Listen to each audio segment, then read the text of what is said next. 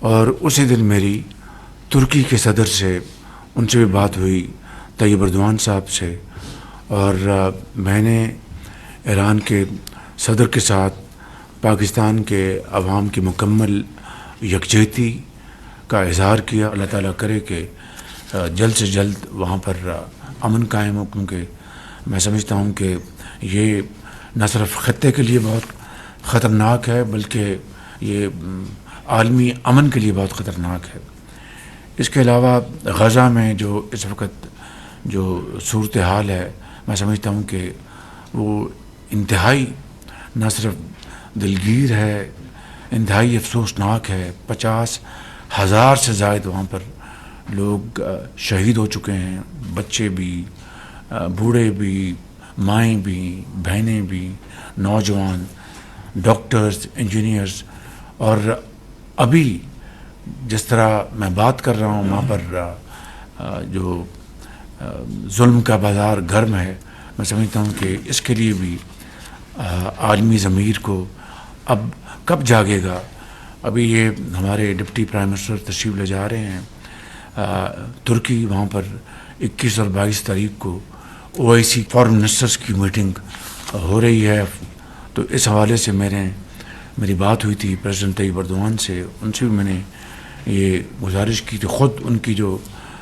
کاوشیں ہیں، ان کا جو سٹینڈ ہے وہ بڑا واضح ہے۔ بجٹ کے حوالے سے جو بجٹ پیش ہو چکا، اس حوالے سے میں محترم فائنانس منسٹر صاحب کو، ان کی پوری ٹیم کو، سیکرٹری فائنانس کو، چیئرمین FBR کو، اور پھر اتحادی جماعتوں کے حوالے سے ڈپٹی پرائم منسٹر صاحب کو، ان کی باقی ہمارے جو اس میں فائنانس منسٹر بھی ہیں، پلاننگ منسٹر بھی ہیں، اور سب اس میں شامل ہیں، لاء منسٹر ہیں، رانا ثناء اللہ صاحب ہیں، اور درجہ بدرجہ سب اس میں شامل ہیں کہ انہوں نے اتحادی جماعتوں کو بھی پوری طرح آن بورڈ لیا، اور جو اپنی جو بجٹ کے حوالے سے جو ہماری جو اس وقت بحث جاری ہے وہ پوری طرح اس سے آگاہ ہے۔ موٹی باتیں عرض کرنا چاہتا ہوں کہ IMF کو ہم نے پوری طرح بتا دیا تھا کہ ہم زراعت کے اوپر کوئی ہم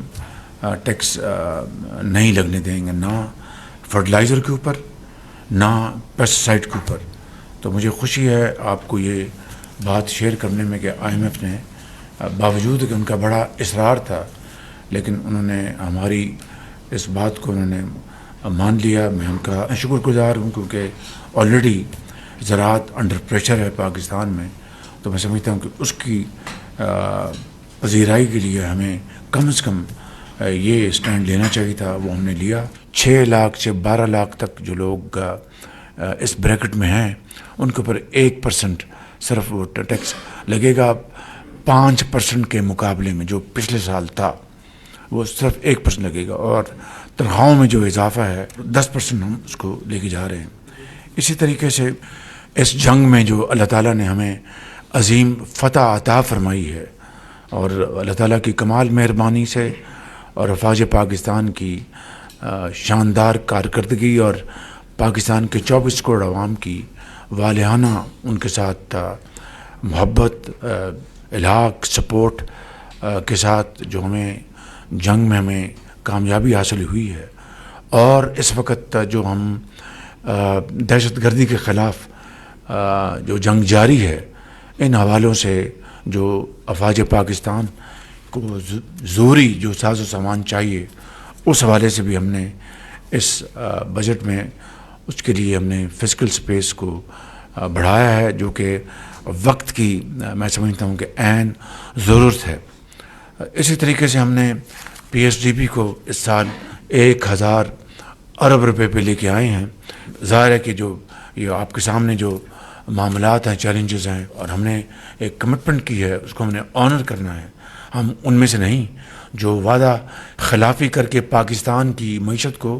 بالکل ڈیفالٹ پر لے گئے تھے۔ اللہ تعالیٰ کا لاکھ شکر ہے کہ 2023 میں ہم نہ صرف پاکستان کو ڈیفالٹ سے واپس لے کے آئے، آج ایک مستحکم طریقے سے ہم آگے بڑھ رہے ہیں۔ فائنلی میں سمجھتا ہوں کہ یہ جو ابھی ہمارے جو ڈیلیگیشنز باہر گئے تھے، پاکستان کا موقف پیش کرنے کے لیے بلاول بھٹو صاحب کی لیڈرشپ میں، اس میں محترمہ شیریں رحمان صاحبہ تھیں، اس میں ہمارے منسٹر کلائمیٹ ہیں وہ تھے، اس میں اور دوسرے ممبرز تھے. انہوں نے جا کے پاکستان کی بھرپور نمائندگی کی امریکہ میں، یورپ میں، اور بہت میں سمجھتا ہوں کہ ان کی بڑی ویلیوبل کنٹریبیوشن ہے. تو میں یقیناً